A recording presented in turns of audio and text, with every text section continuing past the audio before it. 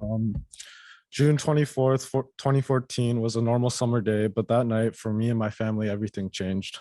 My sister, who was 13 at the time, was out with her friends and parents for basketball. I was suddenly awakened by my mom. Sorry to wake you, but we have to go to Auntie Mega's house. I was dazed, but saw the worried and scared look on her face. I just did what I was told, clutching my stuffed Goofy. During that short car ride, I didn't say anything, and neither did my mom. She said bye, kissed my forehead, and hugged me. I didn't see her for 2 weeks. After a week or so, my dad visited me. I was so happy to see him and talk to him, but I never asked about my sister or my mom. How he could only stay for a couple hours, but for me, that was enough. Yet I never complained because I knew he had to be somewhere and it seemed serious and urgent. One day he came to pick me up and said he was taking me somewhere. Multiple thoughts came into my head. Where would we go? Disneyland, GameStop, dinner? Would I get to see my mom or sister? Did something happen to my grandfather or grandmother? He pulled up into the parking lot of Harbor UCLA Medical Center. He signed in and took me to a waiting room where my mom was. I ran over and hugged her. Then a doctor came and asked me questions about machines and if I was mentally okay. The only real question that I didn't ask was where was my sister and what does this have to do with me and my family? Finally, my mom and dad told me that my sister was in a car accident and that she was unconscious. They took me to her room. She was unconscious on the bed with all sorts of machines hooked up to her. Her whole body was in a cast. It honestly scared me at first. I finally connected the dots. My parents and the doctors told me that she could hear me and asked me to talk to her.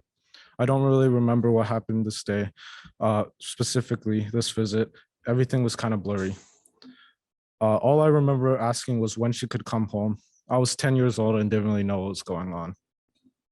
After that, my dad and mom would visit me often and very rarely take me to go see her. But every time I visited her, it was better. She got better every time and was able to do more stuff. At first, she could open her eyes, but couldn't talk or move her body. The next time she was able to write, but only with her left hand. I would still live my 10-year-old daily life, but I would be on my phone more and would often distract myself with YouTube and video games. It was my escape from the real world. She eventually got moved to a rehabilitation center and I saw her more often. She was finally able to talk, but was paralyzed from her stomach down. On the weekend, my mother would take me home and I would be able to sleep with her and watch movies with her again. In those times, I rarely used my phone or played video games. I just enjoyed playing with my mom and having to spend time with her.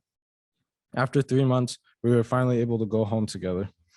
I didn't realize this until I was older, but my family, uh, I helped my, oh, I have helped my family whenever they needed it since I was young. In the beginning, it was difficult to adjust to our new life, but we made it through together. At a young age, I learned about responsibility and helping others. As I got older, I started to really learn things from my parents and sisters.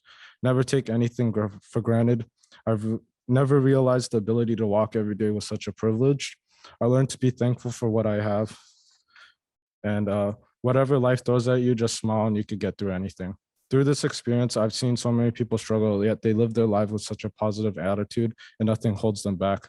I've tried to adopt this attitude, and ever since then, I've been much happier.